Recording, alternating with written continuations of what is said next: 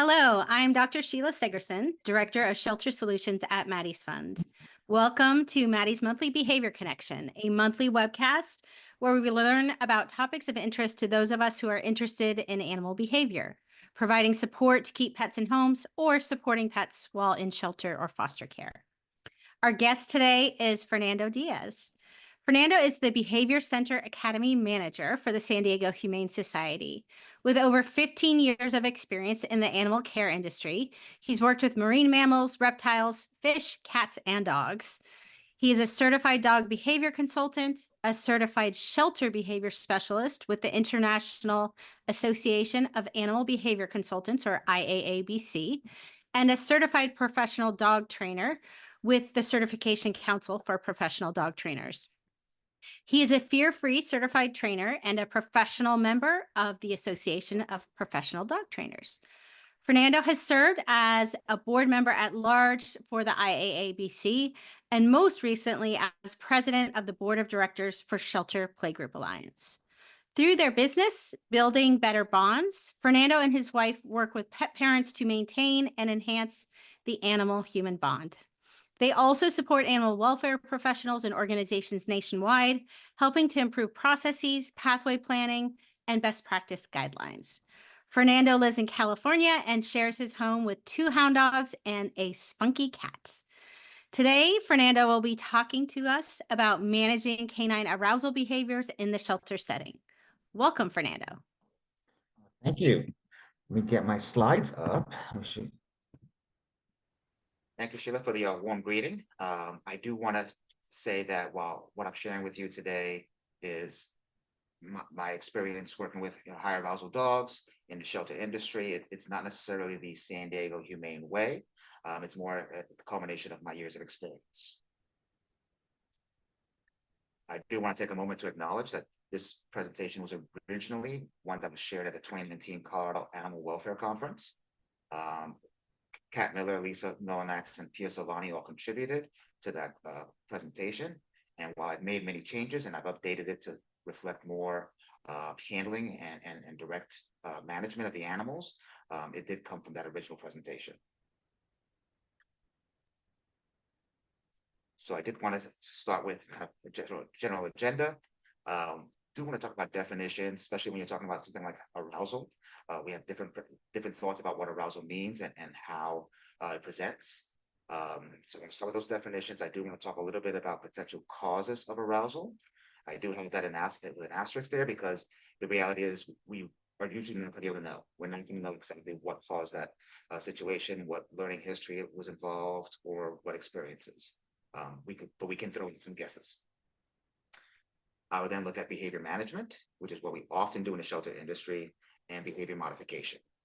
Behavior modification is highly dependent on generalization, meaning the dog learns that these behaviors are expected in multiple environments, multiple times, multiple spaces with different people.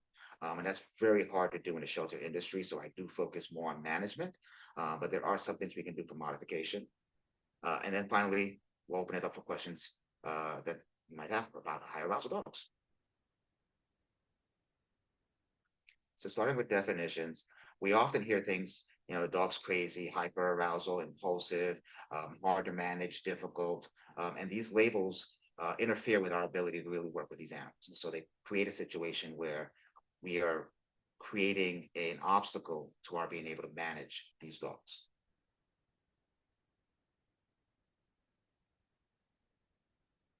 When I look at arousal, I like this particular model because it does recognize that arousal can be high or low, but it's also affected by affect, meaning the way the animal feels. And so you can have a highly aroused dog that is experiencing fear or stress. Likewise, you can have a dog that is experiencing depression, fatigue, exhaustion, and these all are parts of that arousal continuum. And so when we're looking at arousal, we have to factor in these other effects.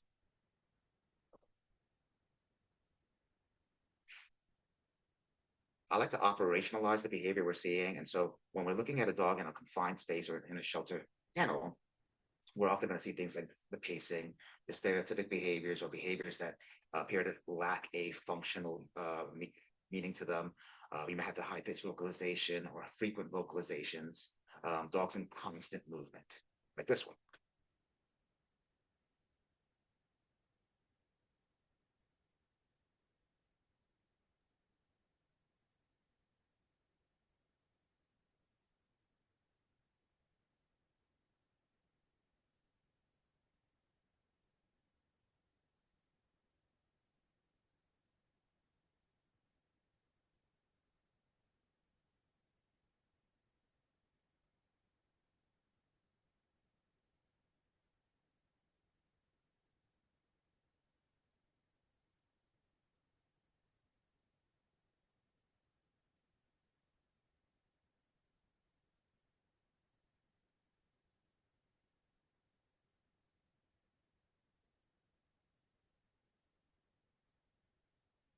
So when interacting with a human, you'll often see the darting, the mounting, the jumping, potentially grabbing onto clothing or humping behaviors.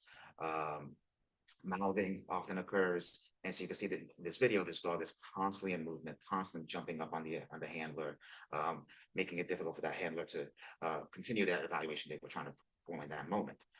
These dogs can create a situation where they are potentially going to injure that handler. And physiologically, you'll often see piloerection, the panting. What I noticed recently, I was working with a dog that you can see the gums are kind of hanging, and you can see how bright red they were entering an evaluation process. But then once that handler actually moved into giving that dog direction, doing training, asking for behaviors, you can see that the gums immediately changed color and became a lighter pink, showing a decrease in that arousal. And so that was a situation where a dog responded really positively to being redirected from their a more high arousal situation and struggled, in fact, with the handling and the restraint portion of that evaluation.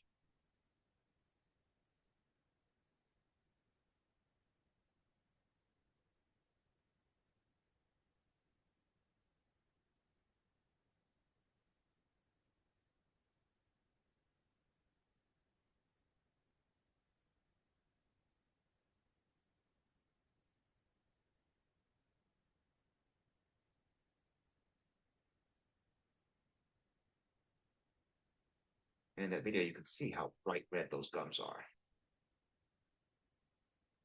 So looking at potential causes, there are some situations that can help to create a more aroused dogs that are not getting interactions, that are maybe weaned too early, that are under socialized. And with that under socialization often comes a lack of novel experiences, which means that they struggle with how to manage when they do experience something novel, and lack of training, lack of direction provided for them. Likewise, you also have just some basic genetics that occur in there. There are some things that we're still learning about. There's still studies going on, but we're seeing that things are being passed on from the adults onto the children. We're also seeing dogs that are younger, higher, more energetic, a little more prone towards arousal situations. And I like this chart because you can start anywhere along that chart, but it does go in a circle. And so I'll often start with that rowdy, untrained behavior. That someone brings a dog home and they're struggling to manage that dog. The dog is jumping all over them. The dog is maybe chewing things inappropriately, and so they put the dog outside because they're trying to limit the damage to the household or to themselves. The potential injury. Now that dog is outside and it's lacking in training and stimulation. It's not getting any interactions. It's getting limited interactions. It's going to quote unquote entertain itself. And so when you do go outside, now that human interaction, because it's so limited, it's very arousing. And then because the dog is highly aroused and it's not accustomed to dealing with humans, interacting with it, you get a lot of that rowdy, untrained behavior, and then it just goes on and on. And unless that circle is broken, often through training, redirection, or something's medication, you're not going to really see a break in that circle. Shelters in particular have their own factors that they present towards arousal concerns. And one of the biggest things is kenneling. Kenneling can be isolating. It's limited contact with humans. You're dealing with a situation where, regardless of your resources, there's going to be a limited number of times where you can get that dog out of its kennel. And I see it again and again. We forget that kennel enrichment is so very important, providing them an opportunity to interact in their kennel space that's positive, that engages the senses. The focus is all on getting them out of the kennel, and we forget that they spend so much time in that kennel, and they need to have some sort of diversion within that kennel. Arousal can have specific functional consequences. When you're looking at the quality of life for the individual dog, there are dogs that will injure themselves. I've seen dogs chewing on kennel bars, bouncing back and forth. We've all seen happy tail situations, and these dogs are repeatedly hurting themselves. They can have compromised immune systems. They can be so worked up that they're so stressed, because it is stressful for them, that they have illnesses occur. You could also have a difficulty to maintain that body condition. And so this dog who is constantly in a high state of arousal, who is constantly in movement, constantly stressed, is struggling to maintain or gain body weight. And then lastly, they miss out on care. Vets are maybe a little bit more hesitant to pull that dog out of the kennel to provide medical care. Likewise, staff and volunteers may be a little more hesitant to pull the dog for enrichment, out of kennel enrichment. We often have situations where I'll see, a group of dogs have been out 2-3 times in a day, but this one dog hasn't been out yet because people are intimidated by the behavior they see with that dog, and they're worried about them getting hurt. So that arousal situation, if there's nothing done to interfere with it and some sort of intervention occurring, it can lead to a lot of concerns for quality of life. There's also consequences for people. I've seen individuals who are trying to get a dog out of the kennel, and the dog is so highly aroused that they're slammed into the kennel walls, or they get bit or scratched. And so again, that kind of circles back to the idea that, if you're getting injured by these dogs, if they're nail raking or mouthing on you, leaving bruises, breaking skin with bites, you're less likely to want to work with them. Particularly if they break skin with a bite, we now have quarantine issues. And so that dog may not be able to leave the kennel, and further restrictions are applied, and now arousal is more and more of a concern. And lastly, there are consequences just to placement. It's very difficult for that dog to show well if he's highly aroused. People, regardless of how active they are, there's a point in people's lives where I would say the majority of us, they want to be able to sit down on a couch with their dog and relax, watch a TV show, enjoy a meal without their dog jumping on them or trying to steal food or mouthing or whatever it may be. And so when you see that dog bouncing off the kennel walls, can't help but think about what's that going to be like in my home. They go out, and even if they do take me out of the kennel, and they go for a walk, or they go to a play yard for a visit or something, with the dog constantly jumping on them, that can cause difficulty with them being able to picture that dog in their home. And lastly, we often place restrictions on these dogs. We may say that, this dog is, 60 pounds, probably aroused, it's jumping, it's mouthy. I often see no kids or other forms of restrictions that create a blockage that keeps that dog from being able to get into homes and that kind of situation, thus continuing that cycle. So let's look at a little bit of behavior management and modification. We're going to start with management because, like I said, that's a lot of what we do in the shelter.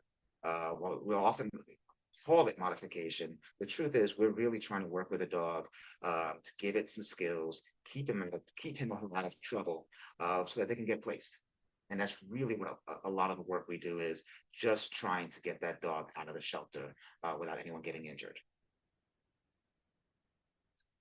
Management is nice because you don't need to have a lot of professionals involved. You don't have to have, a behavior professional with however many number of years of experience involved to oversee it. There's a lot of simple things we can do that provide stress relief, enrichment, and help that dog to essentially stay afloat. It gives us the ability to provide for these dogs' needs. So I often see exercise being the proposed solution, and while I know it's well intended, the truth is exercise can actually make these situations worse. If you think about it from just a physical perspective, We go to the gym to get stronger. We go to the gym to build tolerance, to be able to run faster, to be able to lift more. And so taking a dog that's already highly aroused and giving them exercise, well, I get the idea is we want to bring that energy. What we're doing is we're creating athletes, and we're actually making the situation potentially worse with these dogs that are highly aroused and now can do more because they've had all this workout time. So if exercise is not the solution, what is? One of my favorite things to do is providing enrichment. And so treat scatters throughout the grass is a great thing to do. I do it with my dogs all the time. With my dogs, I use it as an intervention as well. And so they're reactive. And if they see there's another dog coming or someone that they may be excited about, I will get their attention and toss a bunch of treats in the grass and just call out, find it. And they know when they say find it that there's food for them to scavenge along the ground. And it keeps them focused. They're engaging their senses. They're sniffing. They're finding these treats, and that can be more exhausting for them than me taking them for, I don't know, a 30-minute or an hour-long walk, because they're using their senses. It's kind of like whatever mental activity wears you out. You know, for me, I do my taxes. I'm done for the day. You're using your brain, you're using your senses, and it is exhausting, but it's also burning that energy. Safari's are a great way to enrich dogs. I often see volunteers and staff members, usually with a phone in their hand, taking dog for a walk. And when the dog stops to sniff or stalls, they kind of give it a light tug and it's like, come on, let's go. And I want to encourage everyone out there, let your dog sniff, give them that opportunity to engage their environment, whether it's like the picture on the right where a dog is out there sniffing and looking through the grass for, whatever smell caught their attention. Or like the picture on the left where they actually create situations. You can leave scents there. You can leave treats throughout these areas where dogs are able to go find it and engage in the environment. And it's very enriching and it's low energy. And so they're not running around, but they are still burning all of that energy that we were trying to help them with.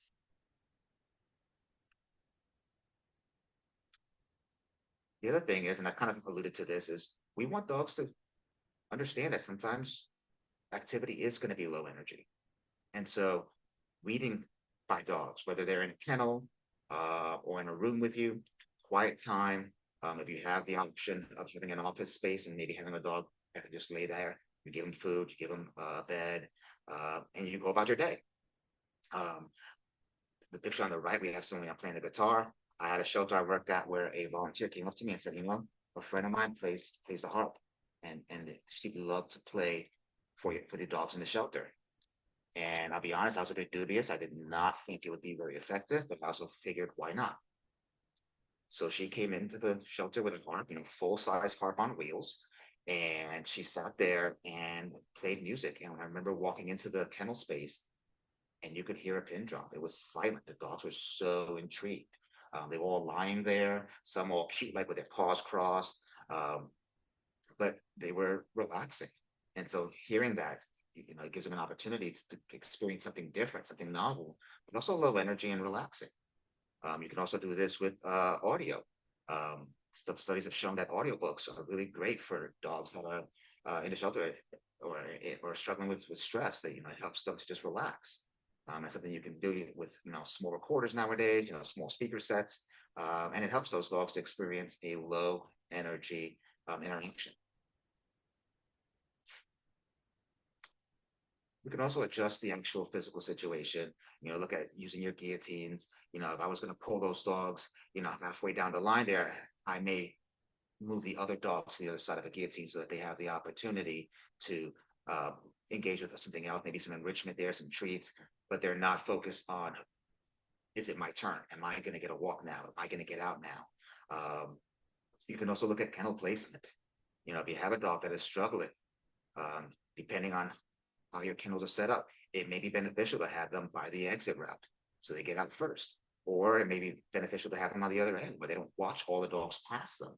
And so, looking at those individuals, what their needs are, how they're responding to your current situation, and trying to figure out a way that you can reduce that stress and change their environment so that they're not dealing with that constant stimulus. Another thing, which I've seen in many shelters and I really love, is a quiet time or a Zen time. You know, finding a time between shifts where dogs, between staff shifts or volunteer shifts, a half hour or even an hour, if you can manage it, where only essential activities occur. I mean, yes, if these dogs are available for adoption and an adoption opportunity arises, by all means, we don't want to limit that. But do we need to be walking dogs during this time? Can we limit to the utmost of our abilities what interactions occur during that time so that those dogs can just have quiet? Because the kennel environment is often filled with a lot of noise, a lot of activity. From when the lights turn on to the lights turn off, it's constant movement. And it can be a struggle for these dogs to actually find an ability to rest there. So I'm going to show a couple of videos here. This one is actually showing a dog being removed from the kennel and getting a harness placed on it. And you'll notice the use of food to keep this dog under control. And the food is not just tossed there, it's not just randomly placed. It's used as a directive. It's where do I want your face, your nose? That's where I'm putting the food.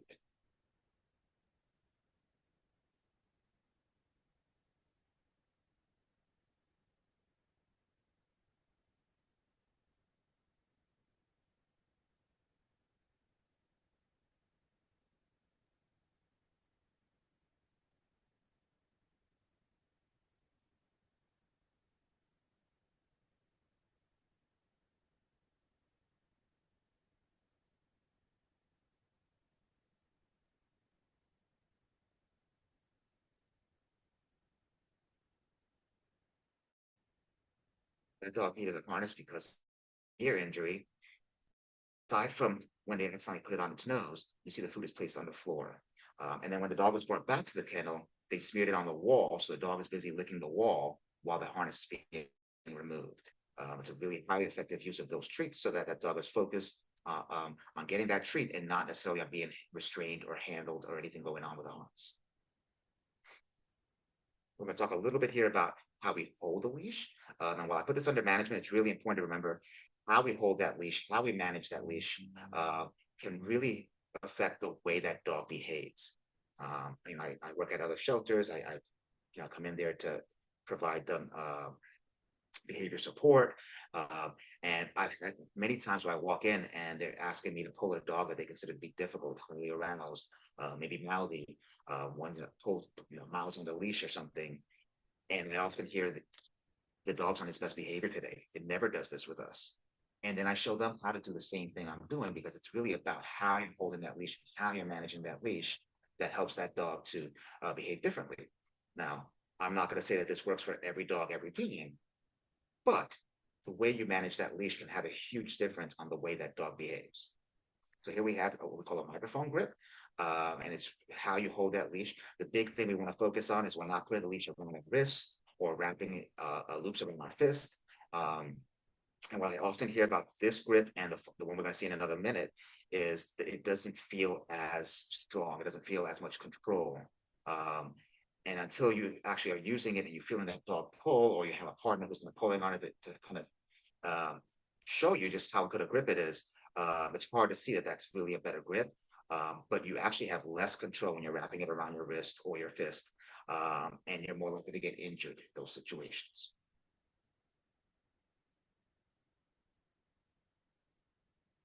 So it's really easy. The loop goes around your thumb, you close your fist, show that one more time.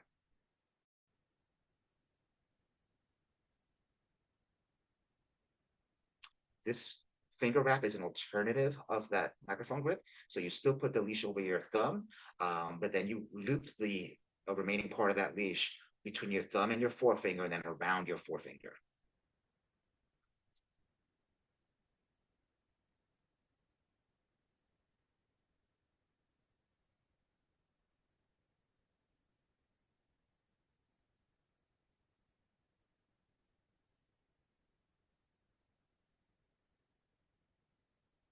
You can make a full fist with that once you wrap it around there.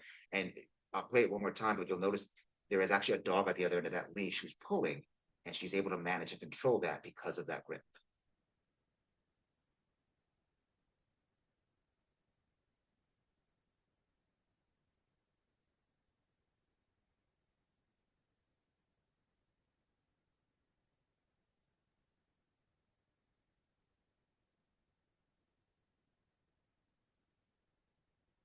One of the things that I often experience with dealing with some of these high arousal dogs is how do I get the leash off the dog once I get it back to its kennel?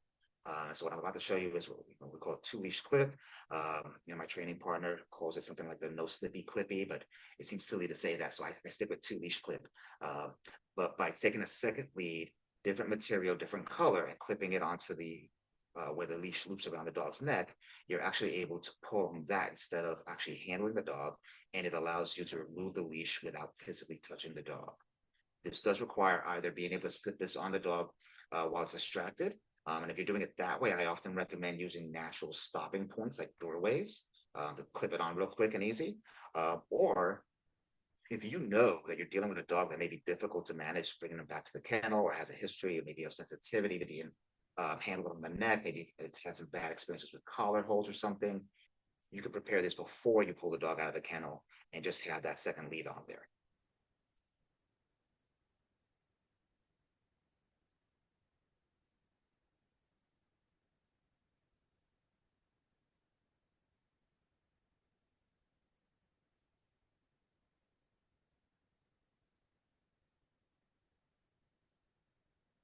So you notice in that video, the yellow lead actually goes around the dog's neck, but that blue lead is used to pull the leash off the dog.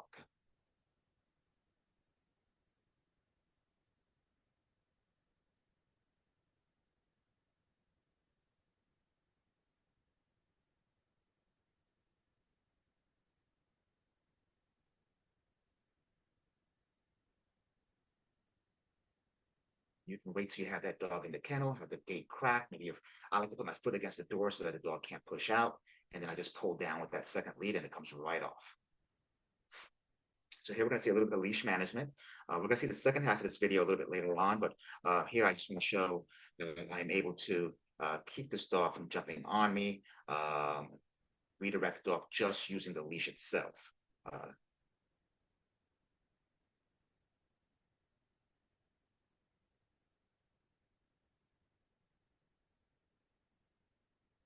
So again, you see that dog jumping, but I'm moving away. I'm maintaining myself parallel to that dog at all times. And I'm using that leash to keep the dog from jumping on top of me.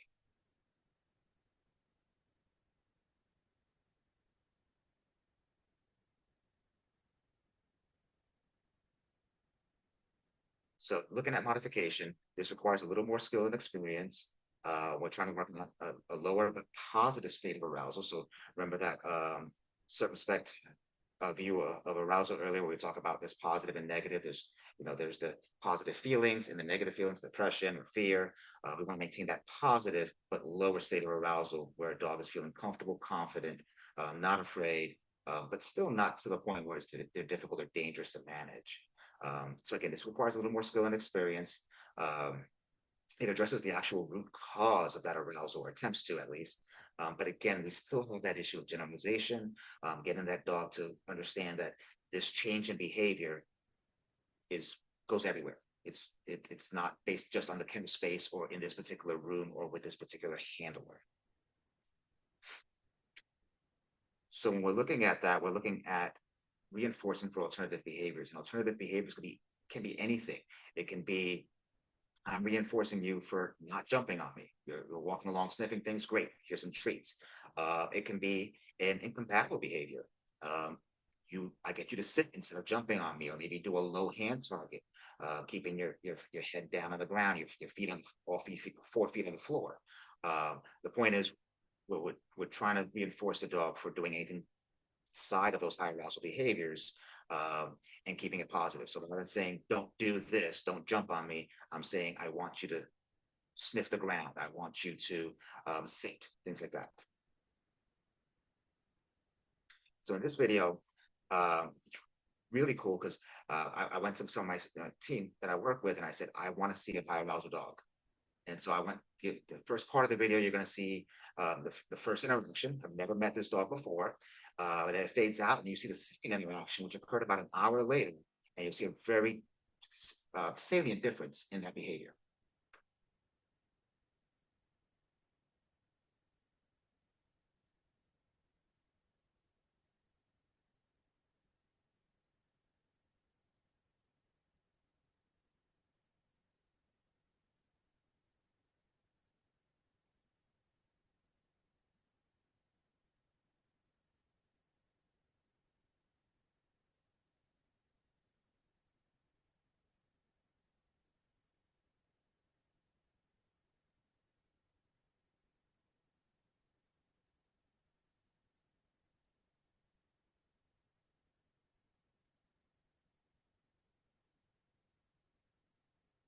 So you notice in that first part of the video, I'm just reinforcing for foreign floor, not jumping or pawing.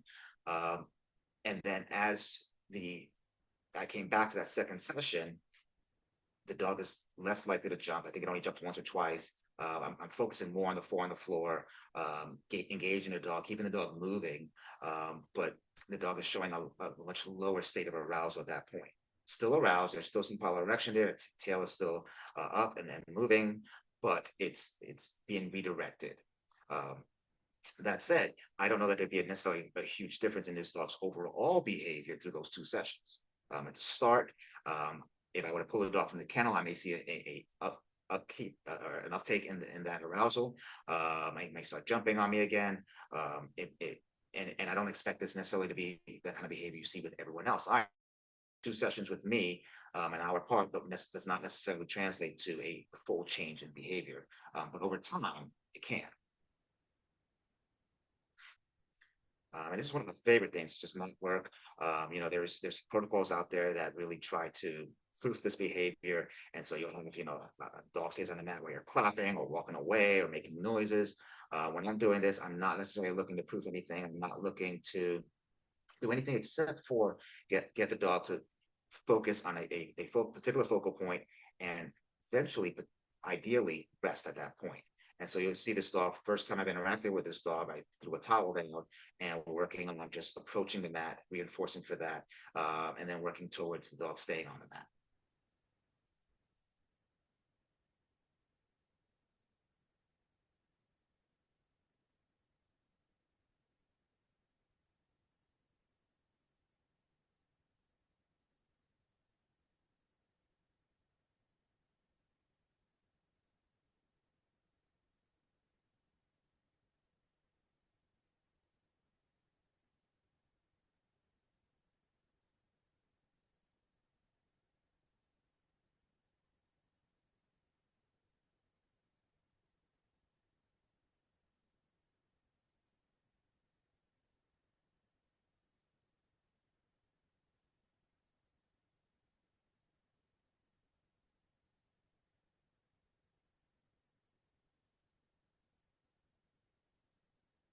And you notice at the very end, the dog actually sat.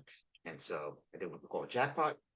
I reached into my treat bag and I grabbed a handful of treats because I really wanted to drive home the idea that you've just made a huge step forward. At that junction, it's really tempting to continue and to continue trying to work with the dog. And I encourage you, as you're working with these dogs in these situations, take that gift of a big step forward and stop there. It's very easy to overdo it and the dog gets frustrated, and you actually take a step back if you continue too long and too far. And so this is the end of that earlier video we saw where I'm no longer working on keeping the dog from jumping on me directly. I am now redirecting the dog and actually providing training.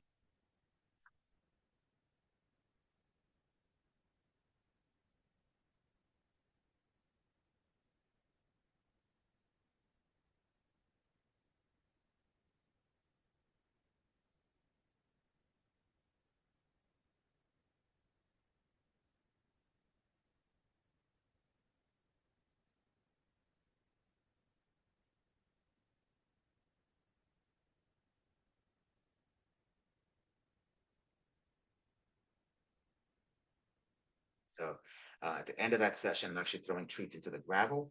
I have a dog that's actively looking for treats when they're tossed down. And so I'm going to make it a little bit harder for them. If that dog had only been picking up treats that were immediately obvious to it or slow to engage with the treats, I would have kept them on the firmer surface of that concrete so that the dog can easily find the treats. And it's kind of that decision-making process where if the dog is doing well and you have it's really engaging, you may push a little bit more, but you don't want to push so far again that you end up losing the dog. And so you see the dog jumped once and then immediately offered a sit.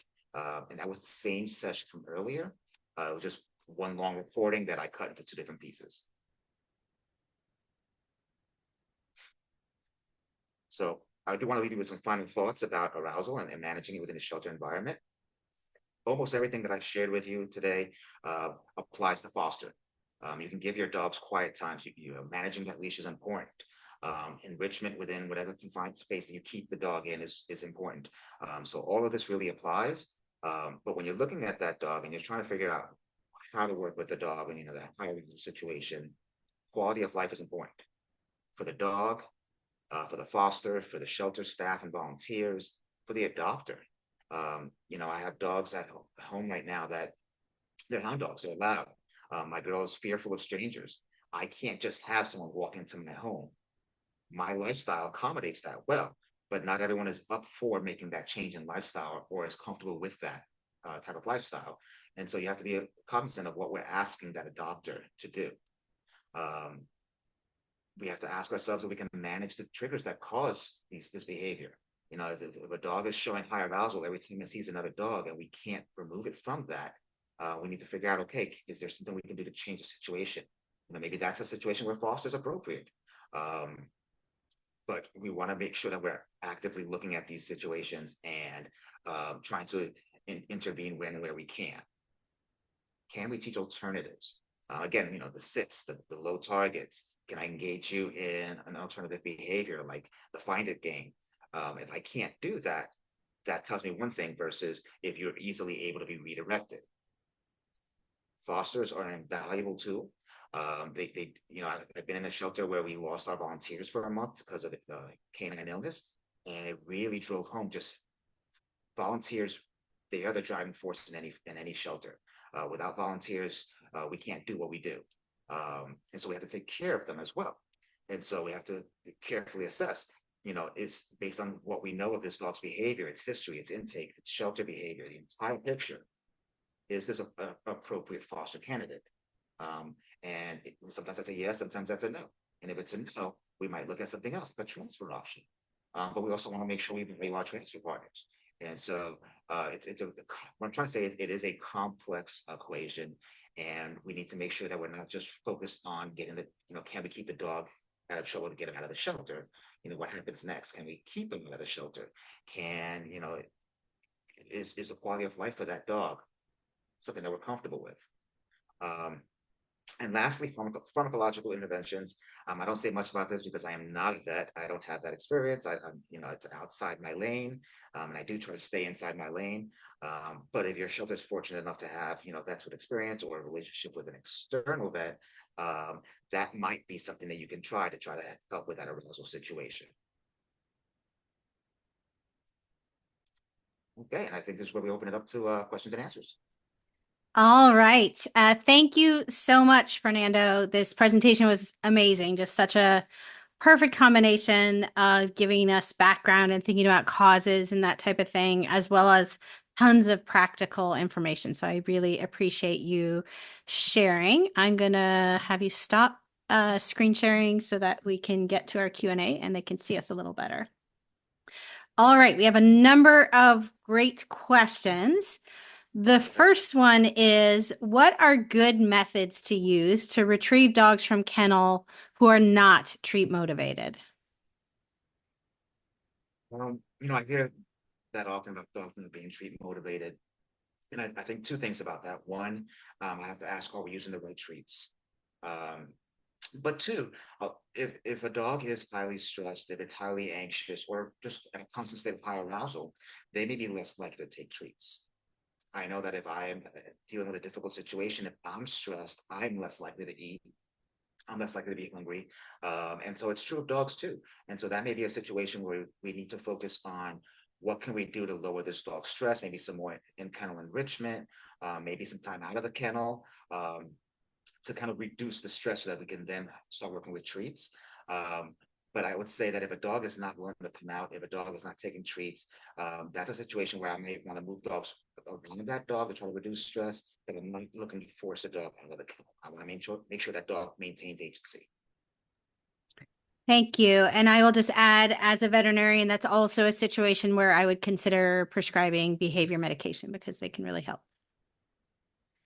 Next question. What can you do if treats get the dog more excited? That's a great question. And actually, I just did a class recently where someone asked that very same question. And for me, I look at how we're using those treats. if you're just reaching in your bag and tossing treats or handing treats to the dog, you may not be directing the dog effectively with those treats. And so I look at that, those treats kind of like an arrow. Where is it that I want your head to go? Um, and so maybe I'm not applying the treats correctly. But the other part of that equation is also maybe we need to prepare ahead of time. And so if I have a dog that's highly aroused when getting treats, I might lay treats out before the dog gets into that area and then let them engage and find those treats. So that's an alternative option that's a little less hands-on and then allows the dog to engage their environment. Great, thank you. And another question about treats. What kind of treats are you using to toss that don't roll and are easy to deliver? My go-to favorite is hot dog. I'll take a hot dog, slice it twice down the center. I slice it once, roll it, slice it again, and chop it into itty bitty pieces. So little triangles. That works for a lot of dogs.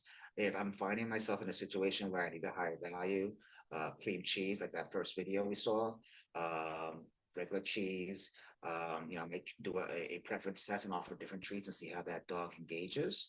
I do want to just throw out there that we're going to be careful with treats in that if we're using, filet mignon, bacon, whatever, just for everyday sessions, then we're reducing the effectiveness of that high value treat. And so we want to save those for more difficult situations. Thank you. Next question is it ever a good idea to work with 2 or more high arousal dogs at the same time, perhaps for socializing? It can be done. I typically don't recommend it. It sounds kind of like a play group kind of question. And typically what I always say is I want to have one handler per dog plus another person. If I'm dealing with 2 dogs in a kennel, like with fear, I can work with multiple dogs at once. But I'm going to be able to focus on those behaviors. There's a lot of subtle behaviors that you actually can miss if you're not paying careful attention. And if you're dealing with high arousal dogs, it takes a certain level of experience and communication with your partner to be able to work with them at the same time. So short answer is I would not recommend doing it by yourself, but if you have highly trained individuals, you can work as a team. And another question to add on to that a little bit, because they did ask, it seemed like this is aimed towards playgroups a little bit and related to what you talked about early on, that physical activity is not necessarily the right choice because it can condition the dogs more. Is there potentially something similar going on when we have 2 high arousal dogs playing with each other? Is it good for for them? Is it not so good? Do we not know? I'm going to say what most trainers will say in these kind of situations, and it depends. Generally speaking, what I don't want to encourage high arousal behavior between the dogs if they already have arousal issues. And so if I have 2 dogs that are engaging and they're just roughhousing and jumping all over and jaw wrestling and whatnot, that's probably not helping that arousal, so the overall arousal situation. Now, if I have a couple of dogs and maybe they're in a big yard and they're finding, looking for scents and dig pits and things like that, that might be a little bit different. But generally speaking, particularly in play group situations, I'm not really looking to use that as a tool to work with arousal. Okay, great. And I love another question on the same topic because I love the suggestion of setting up play yards so that there's activities such as like digging boxes or sensory enrichment in the play yard that are mentally enriching and help them to do less arousing activities. Have you tried that before? And if so, have you ever had challenges with competition over resources? In those kind of situations, anytime there's a potential for resource concerns, and generally, if I've got multiple dogs, I'm assuming potential for resource concerns, especially in a shelter environment, that I'm keeping them on leash. And I'm very carefully managing that situation. I'm wanting to keep them, unless they know each other and they have a really good relationship, I'm keeping them separate. And maybe if you have a dig pit, maybe you have a scent garden, something like that. With my dogs at home, I might let them engage more fully, but they have a long-term relationship that they have, and they're a little more predictable. In a shelter environment, or even in foster, where you're bringing another dog from the shelter potentially to engage with your home dog, I'm going to keep them separate. They may be near each other. They're still socially interacting, but they're not physically interacting per se. Great. Thank you. That is super helpful. Next question is, our shelter has volunteers go into the kennel to leash up the dogs. Is this definitely incorrect? I don't know about definitely incorrect. I will say that I typically do not recommend going into a kennel with dogs.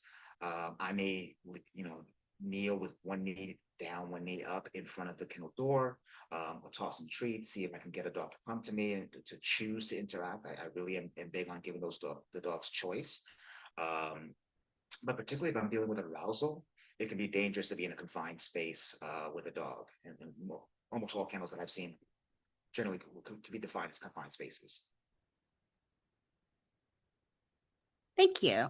Our next question is, getting dogs out of kennels at walk time is highly arousing with barking, cage noise, handler leash interactions. What can shelter staff do to lower excitement during this process? Make use of guillotines if you have them. That may be, a good option there. I've seen, you have the dogs on the side of the guillotine, except for the dog that you're looking to pull out. Provide them with some sort of enrichment on that side and keep them preoccupied. I've seen shelters that have, specific let outs from those kennels, which is really nice.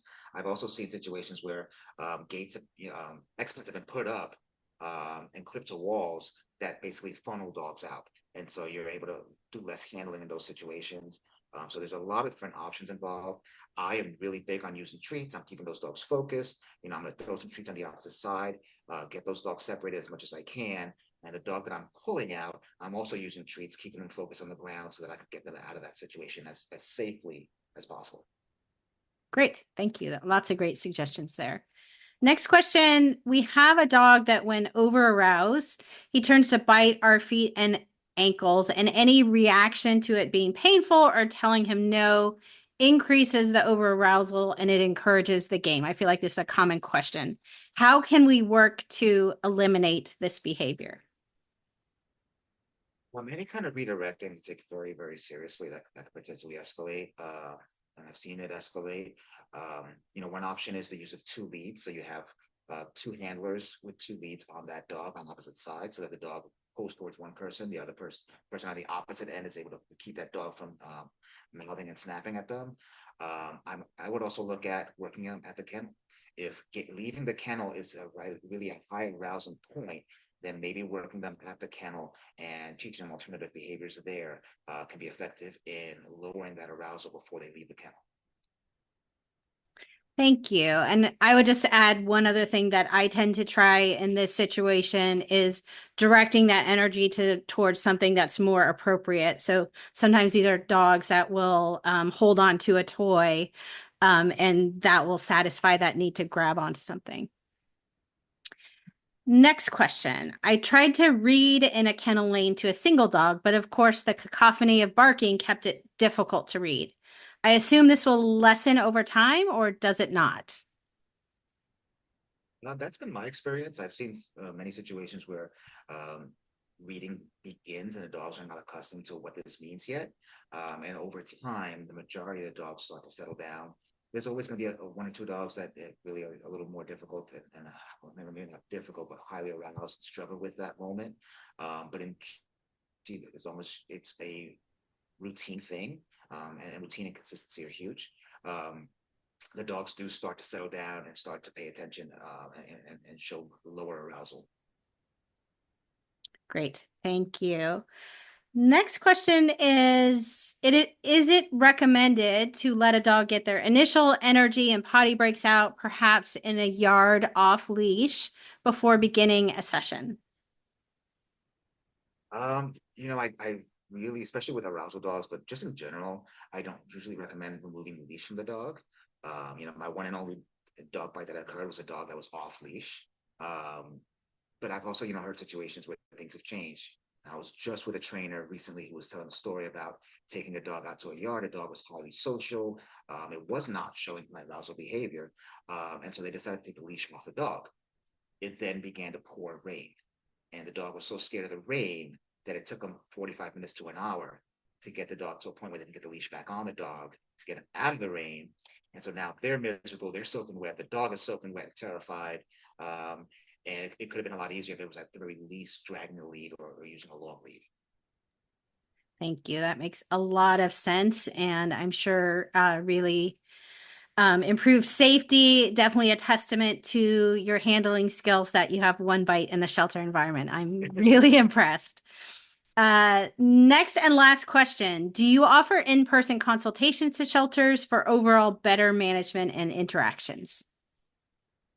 I do with my partner. We have our own organization called Build Better Bonds. So if you go to buildbetterbonds.com, you can get more information there. We work with individuals, we work with shelters, both with line staff teaching behavior skills, handling management, as well as with leadership to work with planning and things of that sort. And we also work with vet offices to help them to better manage their pathways to the organization. Great. Thank you so much, Fernando. And thanks to all of you for watching today's webcast. Please continue the conversation on Maddie's Pet Forum. Feel free to post more questions there. Thank you all, and we'll see you next time. Thank you. All right, take care.